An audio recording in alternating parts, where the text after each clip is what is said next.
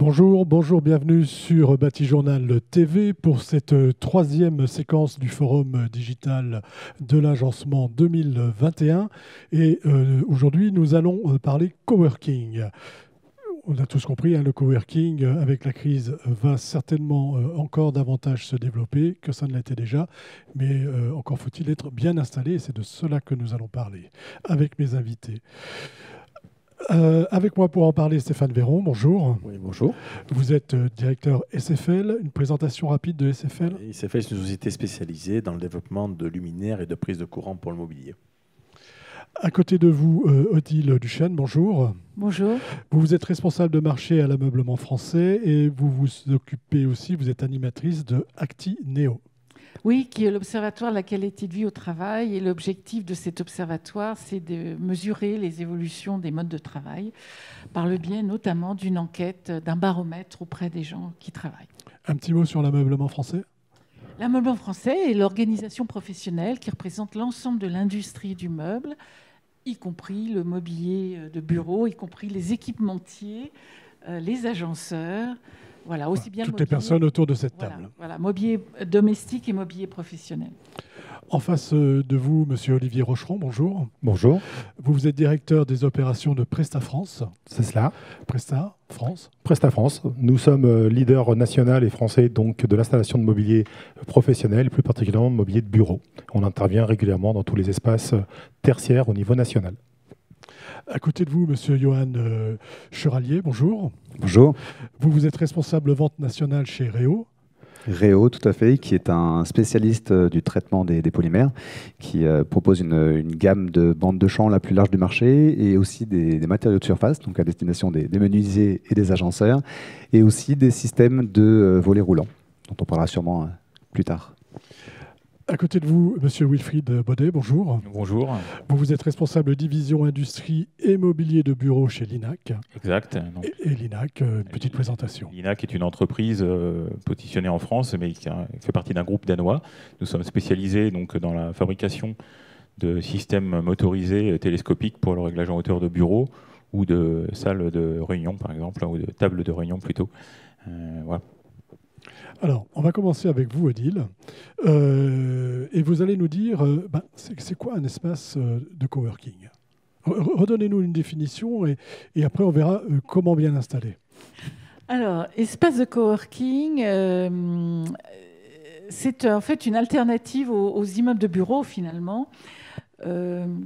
C'est une offre à la fois de bureaux, puisqu'on peut, dans un espace de coworking, louer des bureaux, louer des salles de réunion, mais également louer à la place.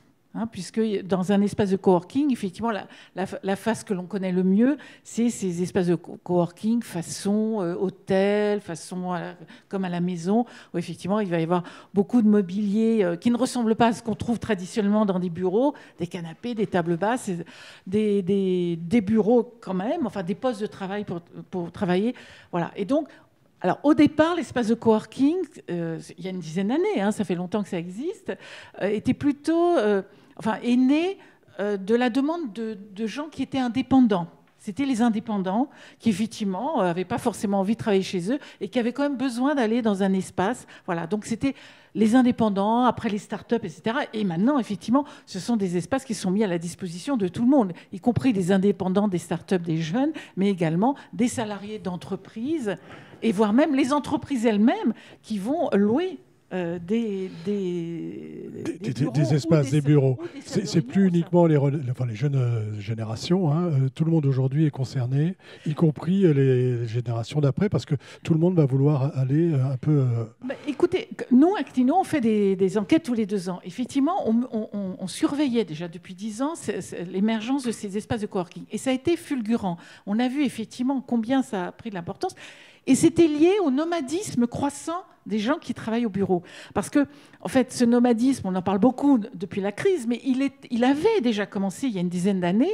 Les enquêtes Actino le montraient bien. On est de plus en plus nomades. C'est-à-dire que, par exemple, un Français sur 2, il lui arrive de travailler ailleurs qu'au bureau.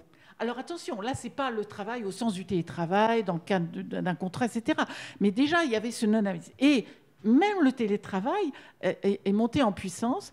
En 2019, déjà, on a bien vu effectivement une montée en puissance de ça. Donc, forcément, à partir du moment où on est devenu nomade, et qu'on travaille partout et tout le temps, hein, c'est ce qu'on n'arrête pas de dire à Actineo, maintenant on travaille partout et tout le temps, donc il y a plein de lieux qui ont été investis par les gens, pas seulement d'ailleurs l'espace de coworking. Dans notre enquête France 2019, c'est amusant parce qu'on pose la question aux gens, quand vous ne travaillez pas dans votre immeuble de bureau, où est-ce que vous travaillez? Alors ils travaillent chez eux, bien sûr, ils travaillent dans des espaces de coworking, ils travaillent bien sûr dans les espaces voyageurs, hein, que ce soit le train, etc. Ils travaillent dans les bibliothèques publiques. Et pourquoi ils travaillent dans les bibliothèques publiques? Parce que c'est calme. Exactement. Enfin voilà, donc ce nomadisme s'est développé fortement. Donc avec ce nomadisme, effectivement, des tas de lieux. Et l'espace de coworking est né. Alors après, l'espace de coworking ces dernières années est devenu, a été investi par des grands opérateurs. Nexity, Bouygues, etc. Voilà, il y a un côté tendance. On a un peu surfé sur la vague ou pas? Qui ont vu que ça pouvait être un nouveau modèle, parce que ce qui intéresse comme les entreprises dans les espaces de coworking, c'est que effectivement, vous n'êtes pas contraint par un bail, parce que l'immeuble de bureau classique, effectivement, vous avez cette contrainte de bail 369, alors que quand vous louez des espaces dans des espaces de coworking, là, il y a une souplesse totale. Donc c'est vrai que vous le savez bien, malheureusement, il y a un impératif financier important. Hein, l'immobilier quand même est la deuxième source, le deuxième poste dans une entreprise, et donc beaucoup d'entreprises se sont dit c'est pas inintéressant. Voilà, c'est peut-être aussi un moyen de faire baisser mes charges. Voilà, exactement. Alors, deuxième question, tout va bien. Un espace de qualité, parce qu'il y a coworking et coworking, on va dire. Hein. Un espace de qualité, de coworking, de qualité, excusez-moi. Qu'est-ce que c'est cette fois-ci? Alors là encore, je vais prendre ce que disent les gens qui travaillent au bureau, parce qu'on les a interrogés, et on les a interrogés très précisément en 2019 sur ce qui était bien et pas bien dans différents lieux, dans leur bureau, chez eux, à l'hôtel et dans les espaces de coworking. Alors le premier reproche qui est fait, c'est effectivement ce manque d'intimité et l'impossibilité de se concentrer, de pouvoir travailler tranquillement dans un espace de coworking, comme à l'hôtel d'ailleurs. Hein. Il n'y a pas que... Voilà. Donc on sent bien que l'espace de coworking, a priori, est apprécié pour les services que ça apporte, pour ce côté effectivement détendu, décontracté, on rencontre des gens, on peut manger tout le temps, on peut effectivement de temps en temps se mettre dans un canapé, boire un café, etc. Donc tout ça est apprécié, mais effectivement on voit bien que les gens se disent mais attends, moi quand je vais travailler dans un espace de coworking, j'y vais aussi pour bosser, et à un moment donné ça me suffit pas, ce côté informel. En plus, alors heureusement, pas tous les espaces de coworking, mais il y a vraiment un réel problème de confort et d'ergonomie dans ces espaces. Parce que, effectivement, il y a eu une mode, c'est en train de passer, qui était de dire on va faire des espaces de coworking qu'avec du mobilier chiné, qu'on a récupéré un peu partout. Bon, donc ce qui donnait effectivement une ambiance décalée, sympathique, cool, etc. Mais c'est bien c'est bien pour 10 minutes, on va dire, mais c'est pas travailler 2 heures. Depuis que les espaces de coworking se sont professionnalisés, on sent quand même qu'il y a une volonté d'aller vers plus d'ergonomie, et les gens le disent de toute façon. Si je suis amenée à travailler une journée entière, c'est pas possible. À la fois, je peux pas me concentrer, j'ai pas vraiment la place, j'ai pas de place. Ça aussi, c'est ce qui ressort de l'enquête. J'ai pas de place. Voilà. Donc, ça va être intéressant de voir dans les années qui viennent, à partir du moment où ça va devenir vraiment une alternative au domicile et à l'immeuble de bureau, il va falloir que les espaces de coworking se professionnalisent et surtout puissent accueillir dans les règles à la fois de sécurité et de confort les gens qui veulent y travailler. Alors, on va voir avec vous ce que vous proposez, mais avant, je voudrais que vous me disiez chacun...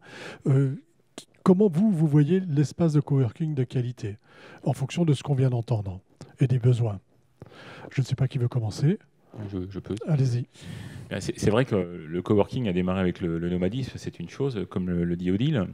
Mais il ne faut pas perdre de vue que même avec la crise, l'espace de coworking s'est développé avant cette crise. Il a été stoppé pour les raisons qu'on connaît, mais il va continuer de se développer pour plusieurs raisons.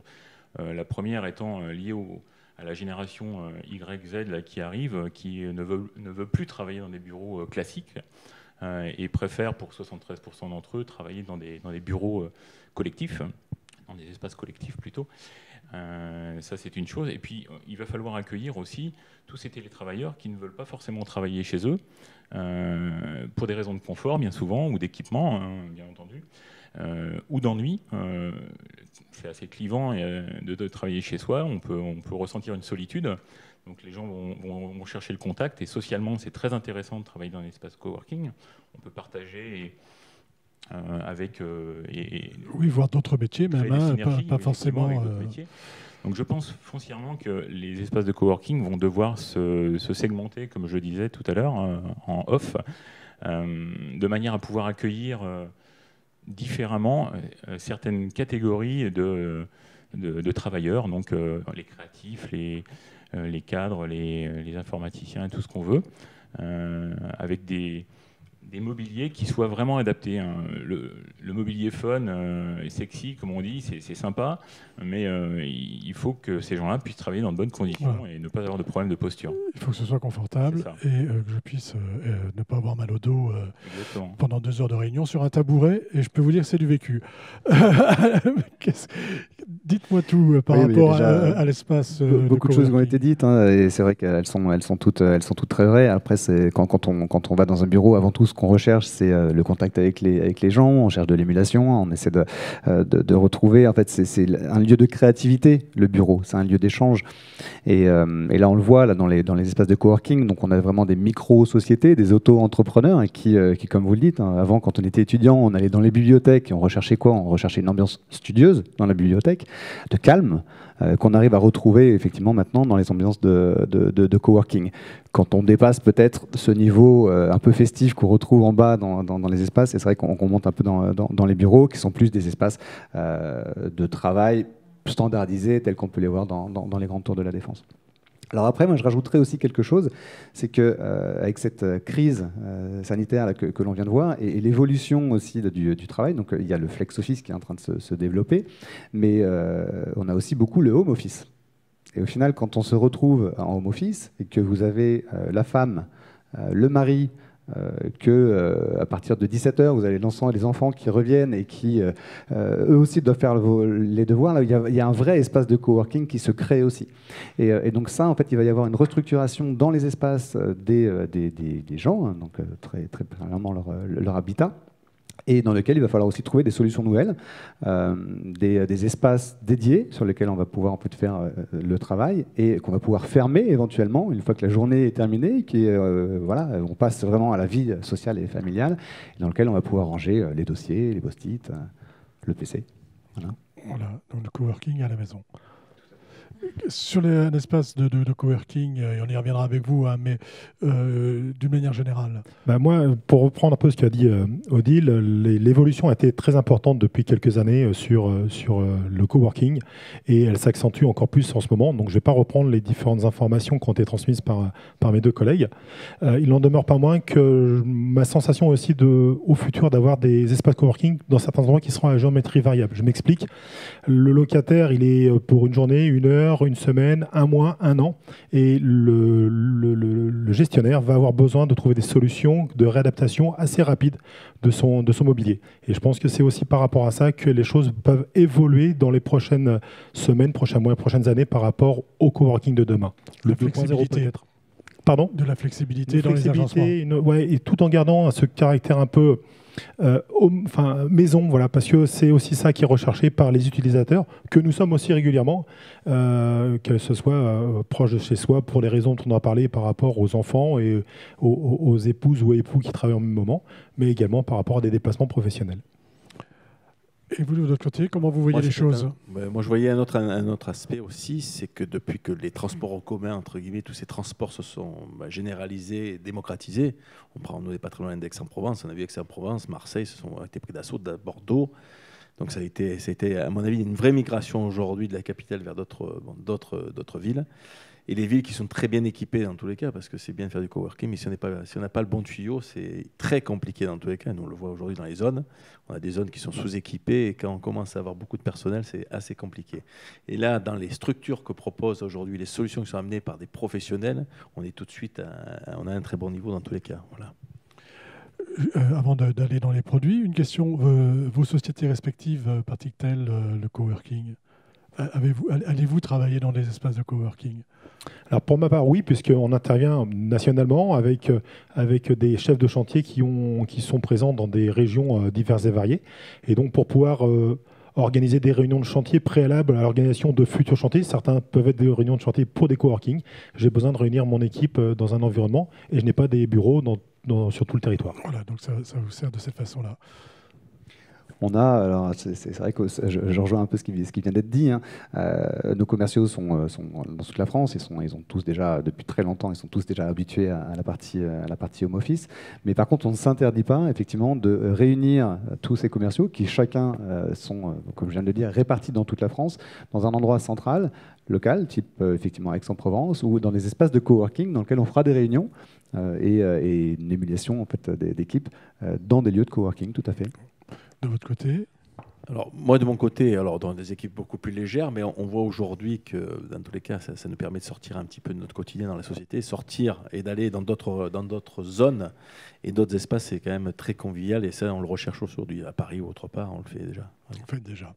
Oui, c'est assez vrai ce que tu dis. Mais je pense qu'aussi, d'ailleurs, des applications vont se développer, si ça n'existe pas déjà, pour noter les espaces de coworking en fonction des critères recherchés par chacun. C'est-à-dire, voilà, je cherche à travailler dans un espace calme, je veux trouver un espace de coworking via une application. Bon, je pratique un petit peu, mais pas tant que ça. Juste une petite chose intéressante qui me vient, c'est aujourd'hui, on a vu aujourd'hui tous les gens qui louaient des maisons, on a vu des grands sujets qui sont sortis il n'y a pas très longtemps, où des gens ont changé la destination de leur maison parce qu'il n'y avait plus entre guillemets de location. Ils ont loué la maison comme un espace coworking, ils ont tout équipé, ils ont transformé des maisons en habitat et un espace coworking. C'est un sujet qui n'a pas de limite à aujourd'hui, pour nous, hein, je pense. Oui, il n'y a pas de limite et on n'en est qu'au début. Et je pense qu'on est qu'au début, oui, c'est clair. Surtout, là, on parlait de l'espace. Quand vous avez une piscine devant à disposition et tout, un barbecue dehors et une terrasse et une vue mer, j'en sais rien. Oui, mais là, on ne travaille plus. Non, on va pas aller jusqu'à là. Alors, mais c'est pas mal, hein, moi je suis preneur. Sur le poste de travail, alors on va revenir sur le poste de travail. Johan, dites-nous ce que vous...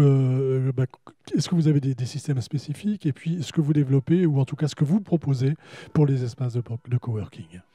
Alors nous, sur les espaces de coworking, ce qu'on voit, on vient de parler en fait, donc, du coup de bureaux avec beaucoup de passages, encore une fois. Donc on a vraiment beaucoup de personnes qui viennent, qui prennent possession de ces bureaux qu'on peut avoir aussi en fait, en bureau flexible. Ça peut être même la même entreprise, mais qui met à disposition un bureau pour 10 ou 15 employés. Donc du coup, on a une vraie problématique et que malheureusement, on a bien vécu là, pendant quelques temps avec cette fameuse crise sanitaire.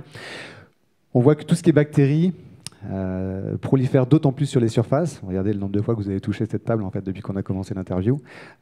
C'est vraiment un grand facteur de transmission des bactéries.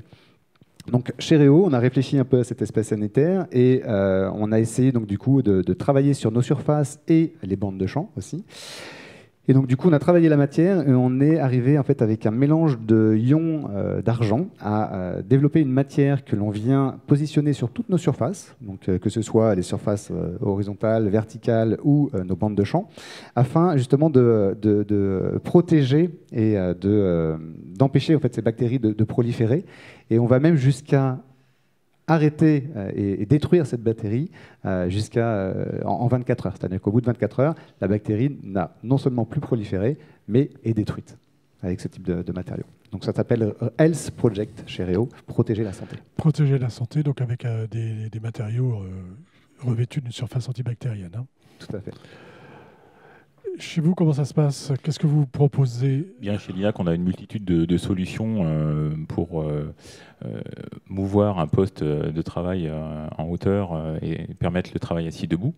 On a, je vous le disais tout à l'heure, développé une application qui s'appelle l'application Desk Control, qui permet à l'utilisateur de paramétrer ses objectifs de travail debout, de manière à dynamiser son approche. Et là, une annonce un petit peu plus récente, on a développé un partenariat avec un fabricant hollandais spécialisé dans le logiciel, le logiciel de réservation, qui a développé une solution 100% compatible avec les écosystèmes Linac, qui va permettre demain de réserver des espaces de bureau avec son mobile, avec l'intranet de l'entreprise, sur une dalle tactile dans l'accueil, dans la zone d'accueil de l'entreprise, si vous travaillez chez Renault ou PSA ou que sais-je, et que vous recherchez à travailler en collaboration avec un collaborateur, vous ne savez pas forcément où il est installé, vous allez pouvoir assez aisément l'identifier. Donc on croit beaucoup en ce genre d'évolution chez Linac et on investit lourdement à ce sujet. Sur ce type-là, on est un peu plus loin que le poste de travail finalement. Oui, mais qu'est-ce qu'on cherche à faire? C'est-à-dire qu'on cherche. Demain, on va parler d'espaces de travail multiples. On parlait tout à l'heure de bureaux chez des particuliers ou de bureaux dans des zones de location type Régus. Il va s'agir de pouvoir réserver un espace de travail à proximité d'une zone, de son domicile ou de son entreprise ou d'un tiers-lieu quelconque. Et ce qui est important, c'est d'être en mesure d'offrir une solution qui permette de trouver facilement et rapidement cet espace de travail. Et c'est là-dessus qu'on table et qu'on investit chez Linac. Alors, table de travail, antibactérien, travail chez vous aussi, table de travail chez vous aussi. Et là, on va parler prise et peut-être éclairage, mais prise avant tout. Sûrement éclairage et prise. Sûrement éclairage.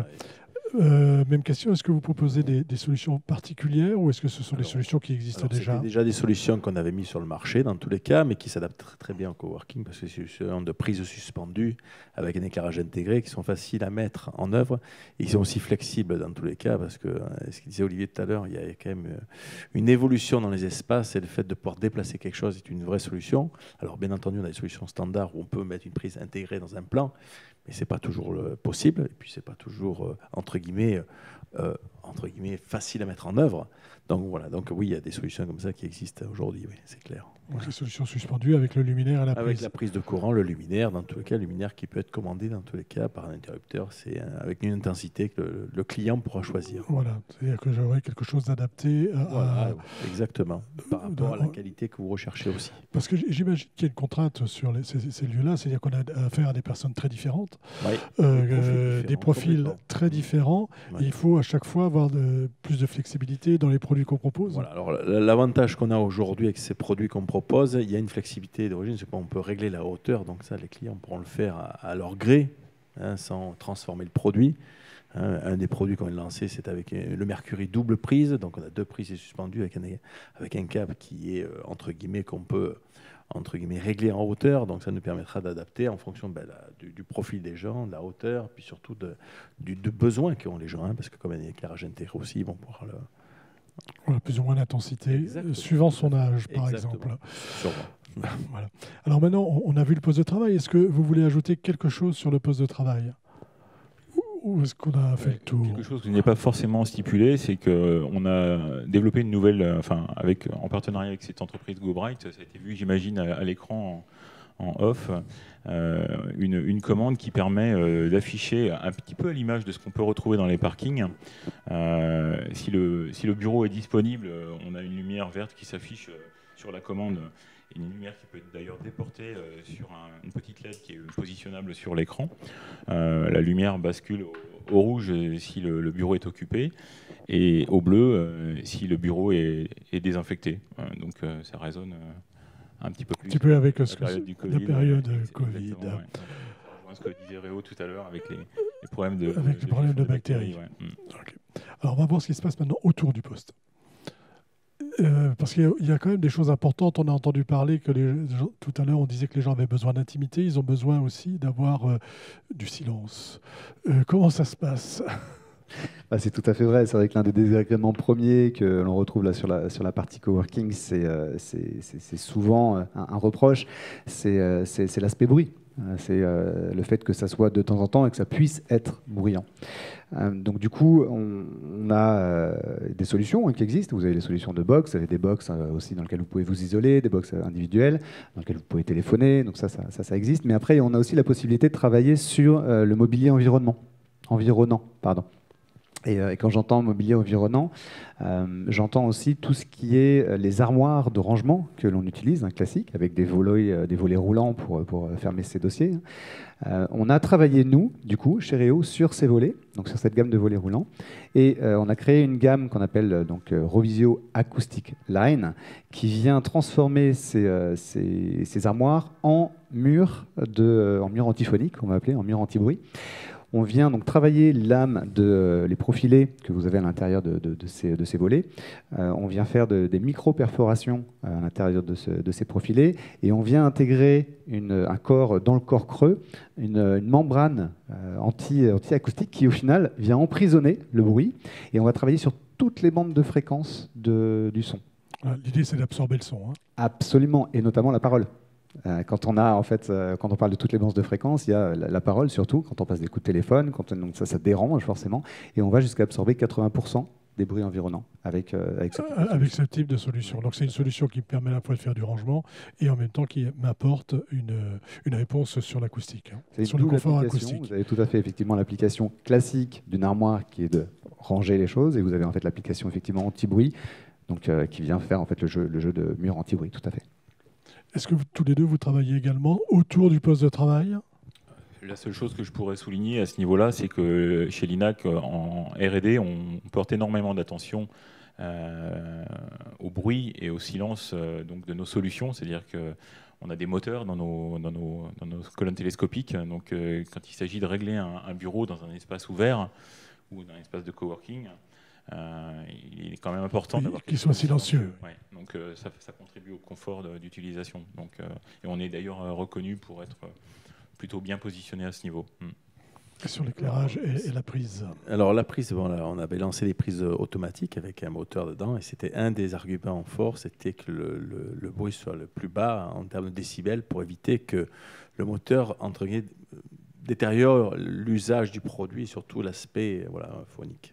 Et ça, on travaille là-dessus aussi, dans tous les cas. Parfait. Eh bien, on va voir maintenant comment ça se passe dans la vraie vie. Maintenant que vous avez des beaux produits, comment vous vous en saisissez et puis comment faire une bonne installation d'un espace de coworking ? Ça veut dire quoi ? Dans la vraie vie, ça se passe plutôt bien, on va dire, quand même, puisque une fois qu'on a tous ces outils qui sont mis à disposition de l'agenceur, ils sont aussi proposés au client final, souvent l'organisme qui s'occupe du coworking. Et nous, notre rôle, c'est d'organiser donc les livraisons et l'installation en fonction des plans, en fonction des caractéristiques qui ont été demandées par l'architecte et par le client final, en accord bien évidemment avec l'agenceur qui a fabriqué les produits avec toutes les contraintes qui lui ont été données préalablement. Nous, notre rôle, c'est donc de mettre en forme, en image, j'ai tendance à dire, il y a une partition de musique et nous, on joue la musique de telle manière qu'au final, tout le monde soit content et soit agréablement, non pas surpris, mais que ce qui était sur le papier soit bel et bien ce qui est réalité. Je fais juste un petit parallèle avec l'acoustique. Tout à l'heure, Johan parlait donc de l'aspect acoustique. Nous, notre rôle, c'est de pouvoir bien positionner les armoires, de faire un réglage correct des rideaux, de telle manière à ce que le besoin qui est de faire de l'acoustique et de la séparation d'espace avec les armoires soit bel et bien respecté.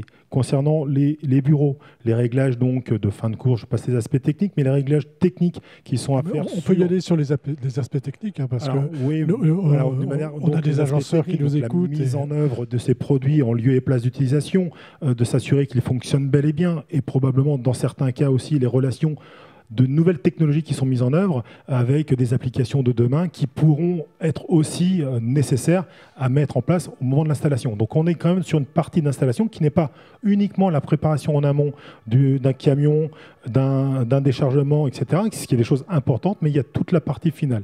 Et je finis avec la partie entre guillemets électrique. Cette partie électrique, elle est aussi importante puisqu'elle a une connexion qui doit se faire souvent avec une relation assez proche avec un électricien, donc avec des mises en œuvre, avec des mises à disposition et surtout toujours la même chose, quelque chose qui est conforme à une demande du client final. Notre rôle, c'est d'aller jusqu'à là, donc traitement des déchets, valorisation des déchets, mise en place de personnel formé et compétent aux différents produits, mais également une restitution en fin de chantier d'un compte-rendu de chantier qui permette au client de savoir et de s'assurer, qui est souvent à quelques centaines de kilomètres du lieu d'installation, que son installation, que ses produits sont bel et bien installés conformément à sa demande. Qu'est-ce qui fait la différence d'une installation d'un espace de coworking d'un espace de bureau classique? Pas grand-chose, si ce n'est la destination. Un espace de bureau classique, il est destiné à une entreprise. C'est ce qu'on disait tout à l'heure. Un espace de coworking est destiné à plusieurs entreprises. Dans un espace destiné à une seule entreprise, vous avez des salles de réunion, des salles de visioconférence, des espaces de cocooning, des espaces où on met des cabines téléphoniques, où on met un certain nombre de choses, et des bureaux qui sont plus ou moins grands, qui vont être aussi destinés à des services différents. Un service comptable, ce n'est pas un service engineering. Ils n'ont pas les mêmes besoins, mais en rangement, en linéaire de rangement, etc. Au niveau du coworking, c'est la même chose. Si vous êtes gestionnaire d'un espace de coworking et que vous avez une équipe d'experts comptables qui vient, il aura besoin de moyens différents que si ce sont des créatifs dans l'événementiel pour un nouveau projet à Dubaï. Et ça, automatiquement, les produits doivent changer. Et nous, notre rôle aussi au niveau des espaces coworking, c'est de pouvoir réaménager les produits les espaces en fonction du locataire précédent et du locataire suivant. Parce que, comme je viens de le dire, les espaces et les besoins ne sont pas les mêmes. Voilà. Donc, c'est des espaces, excusez-moi, qu'il faut faire vivre, c'est ça? Exactement. Et comment les fait-on bien vivre? En s'assurant de la qualité, donc la maintenabilité des produits. Donc ça, c'est quelque chose d'important concernant la qualité des produits qui sont pris initialement sur le projet. Et nous, notre rôle par rapport à ça, c'est s'assurer qu'entre deux départ, enfin entre un départ et une arrivée, pardon, et que les produits sont bel et bien toujours la même fonction. Donc je reprends toujours cet aspect, alors là on va toucher les choses un peu plus électriques ou électroniques, mais sur une armoire, c'est s'assurer que la porte ferme bien de telle manière que l'aspect acoustique puisse toujours être respecté. Sur un bureau, un poste de travail réglable en hauteur, c'est s'assurer que le montée et descente fonctionne bien, que la télécommande n'a pas été détériorée involontairement, et sur une prise de courant, s'assurer qu'elle fait bel et bien fonction avec le RJ45, avec le réseau, avec un certain nombre de choses, facilement, mais qui permet de maintenir. C'est des produits qui aujourd'hui sont des services qui sont proposés, mais qui aujourd'hui nécessitent d'aller un peu plus loin qu'on ne le fait aujourd'hui sur un certain nombre de choses. Voilà, c'est notre métier et c'est notre objectif. D'accord. Alors, on y reviendra tout à l'heure, parce qu'après, je vais vous demander un peu... je vais le faire tout de suite. Vos relations avec les agenceurs, comment ça se passe? Une bonne relation avec l'agenceur pour bien travailler, d'une manière générale, et puis particulièrement sur un espace de coworking. Alors, pour bien travailler avec un agenceur, il faut que la demande client soit bel et bien clair pour que l'agenceur puisse fabriquer les produits. Mais quand on parle d'un espace de coworking, il y a des choses qui sont fabriquées par l'agenceur, mais aussi des choses qui sont achetées par l'agenceur. Donc on est touche de la logistique et ce qu'on appelle du cross-docking. Je ne vais pas m'étendre par rapport à ça, mais c'est une capacité aussi que nous avons de pouvoir être, avec nos 27 plateformes à travers la France, être capable d'être une force de proposition pour collecter les produits pour un espace coworking partout en France. Ensuite, l'agenceur, lui, va fabriquer en fonction des plans, en fonction d'un certain nombre de choses. Et nous, et par son intermédiaire, nous allons récupérer les plans d'installation de telle manière à pouvoir suivre parfaitement l'installation des produits en lieu et place d'utilisation. Avant tout cela, il faut qu'on soit aussi force de proposition. Si on est dans un espace où les armoires sont en périphérie et ne font pas office de séparation d'espace, on va avoir des demandes logistiques différentes que si ces armoires sont en séparation d'espace. On va monter les bureaux avant les armoires si elles sont en séparation d'espace et vice-versa si elles sont plutôt en périphérie. Tout ça, c'est notre savoir-faire, de faire arriver les bons produits au bon moment, les structures au bon moment, les plateaux au bon moment, de telle manière à pouvoir les monter étage par étage, de telle manière à faire des restitutions complètes entières. Pour l'aspect électrique, donc SFL, c'est exactement la même chose puisque l'agenceur a la possibilité ou de faire livrer probablement sur son site ou éventuellement sur notre site pour qu'on puisse consolider au final les produits si cela est possible. Voilà. Alors, toujours sur l'agenceur. Mais avant, on va rester là sur l'agenceur. L'idée, c'est de savoir comment eux peuvent bien travailler sur les espaces de coworking, hein, qu'est-ce qu'on peut leur donner, leur délivrer comme message. Mais je voudrais que vous réagissiez à tout ce qu'on vient d'entendre. Moi, j'ai l'impression que finalement, ce n'est pas si différent qu'un espace de bureau classique. On utilise à peu près des systèmes et des matériels qui existent, mais en même temps, ça demande peut-être plus de flexibilité, de savoir, enfin, de faire vivre après, plus tard, les matériels. Comment... Oui, ça a bien été expliqué quand même. La partie, je dirais, classique des espaces de coworking, qui sont en fait des espaces de bureau, vont constamment changer d'occupants. Donc effectivement, ça a très bien été expliqué. Donc il va falloir à chaque fois aménager différemment en fonction de l'occupant, de l'entreprise qui va louer ces espaces-là. Donc effectivement, ça va être beaucoup plus... Oui, vous avez raison, il y aura de la flexibilité. Après... c'est ça qui me gêne dans les espaces de coworking, parce qu'en fait, il y a effectivement ce dont on parle beaucoup, mais derrière, enfin plutôt au-dessus, parce qu'en général, c'est dans les étages, vous vous retrouvez avec des espaces de bureau et des espaces de réunion qui sont finalement comme dans des entreprises. Sauf qu'effectivement, on n'a pas un interlocuteur, puisqu'à chaque fois, ça serait une entreprise différente qui viendra. Voilà, vous insistez beaucoup, je crois, sur le fait qu'il faut que ce soit aux normes, en fait, hein, que ça réponde aux normes d'ergonomie, normes du travail, et ça, oui, c'est pas toujours le cas. Voilà, je le dis souvent. Alors, surtout dans le cadre d'un contrat de télétravail, enfin, c'est-à-dire quand un salarié va vraiment télétravailler pour le compte de son employeur, dans un espace de coworking, il faut vraiment que l'employeur se soucie de la qualité de l'aménagement de cet espace, parce qu'il reste responsable de la santé et de la sécurité de son télétravailleur. Donc c'est là où il faut effectivement qu'il s'assure auprès du gestionnaire de l'espace de coworking que effectivement il n'y a pas de champ qui pourrait blesser, je ne sais pas, une armoire qui sera mal installée justement et qui pourra vous tomber sur... Enfin, non mais je plaisante pas, c'est important, enfin, c'est la santé, la sécurité. C'est avant tout un espace de travail. C'est un espace de travail, absolument. Voilà. Donc il doit être aux normes surtout habituelles. Oui, bien sûr, c'est un espace de travail comme un autre. C'est bien la difficulté de ce nomadisme, c'est-à-dire que voilà, on va se retrouver effectivement à travailler dans des lieux qui ne sont pas forcément faits pour le travail. Alors, les espaces de coworking, oui, ils sont quand même... c'est le modèle qui se rapproche le plus de ce qui se passe dans un immeuble de bureau. Mais c'est important pour le confort. Pour le confort d'avoir... la santé des gens. Tout à fait. Sur ces aspects-là, avant de continuer avec vous... Oui, je voulais juste rebondir par rapport à ce que Odile vient de dire, et notamment par rapport à la compétence des agenceurs de proposer des produits techniques.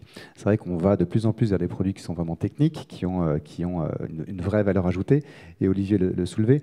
On a des agenceurs qui aussi achètent des produits qui sont directement finis. J'en reviens au volet roulant.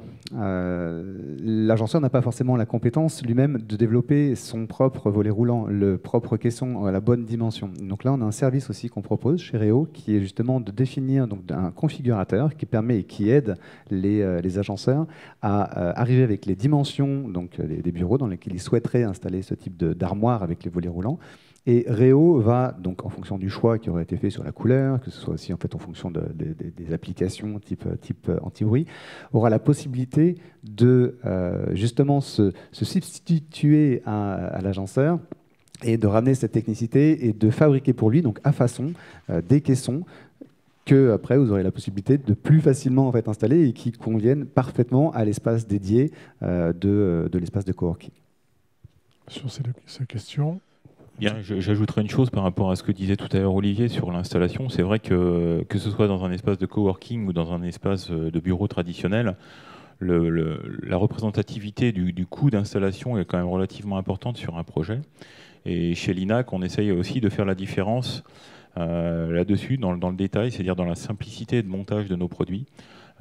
Éviter de fournir des structures qui nécessitent un sachet de 50 vis pour monter un bureau.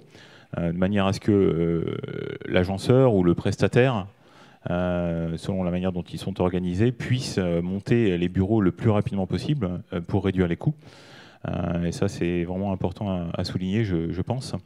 Et puis, vis-à-vis des espaces de coworking, également développer des commandes qui soient simples à utiliser, parce qu'un télétravailleur ou un coworker, on va dire, peut vadrouiller dans Paris toute la semaine et dans des espaces différents et se retrouver sur des bureaux de différentes natures finalement, parce qu'on a des concurrents, il y a différents fabricants de bureaux qui ont leur conception, leur design, et il faut que ça soit simple à utiliser, il faut que ça soit enfantin. Intuitif. Il y a un autre aspect aussi, c'est la durabilité des produits. Parce que le problème du coworking, c'est ce que disait Olivier, c'est ce qu'on dit tous, c'est changement de destinataire, changement de locataire. Le profil des gens aujourd'hui qui vont dans ces espaces sont complètement différents, avec des âges différents, des cultures différentes. Donc nous, on travaille beaucoup dans les produits. Par exemple, le bloc Prisette, qui est un de nos produits majeurs, on a une machine qui contrôle le nombre de cycles qui peut être accepté. On donne le nombre de cycles de garantie, entre guillemets, parce que il faut quand on a un produit à mouvement, il faut qu'on sécurise aussi les clients. On a beaucoup de produits à mouvement, ça plaît beaucoup, sauf qu'on a une deuxième partie, l'aspect, entre guillemets, durabilité du produit, est un aspect qui peut être une contrainte pour nous. Donc nous, il faut qu'on rassure nos clients. Et on voit aujourd'hui, nous, on les accompagne beaucoup là-dedans. Voilà. C'est sûr qu'ici, une prise sera moins sollicitée que dans un espace de coworking.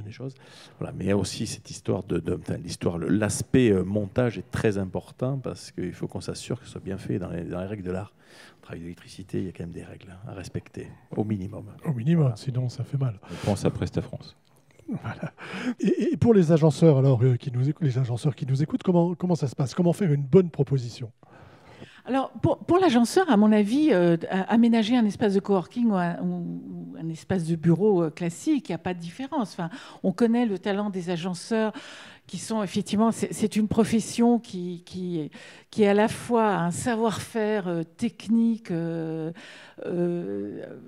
réputé. Beaucoup d'architectes ne conçoivent pas ne pas travailler avec un agenceur grâce à ce savoir-faire, cette connaissance des matériaux, cette connaissance technique, mais également créatif, puisque bon, ils ont aussi de plus en plus les agenceurs ont au sein même de leurs entreprises des architectes d'intérieur, des designers. Donc voilà, ils ont un vrai savoir-faire qu'apprécient les architectes, parce que très souvent, effectivement, ils vont travailler par le biais d'un architecte pour aménager ces espaces.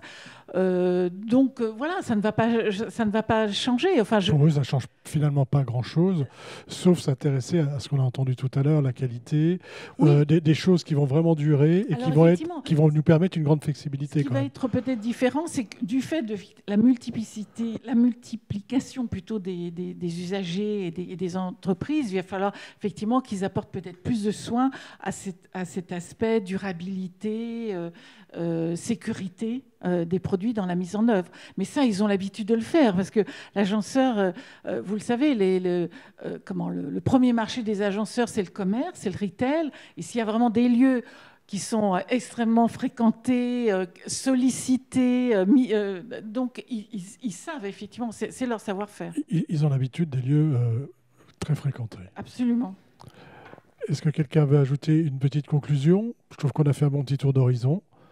Non, je dirais que, encore une fois, les espaces de coworking vont se développer. Je crois énormément à ça, tout simplement pour offrir de nouveaux espaces aux télétravailleurs et aux travailleurs en règle générale, on va dire.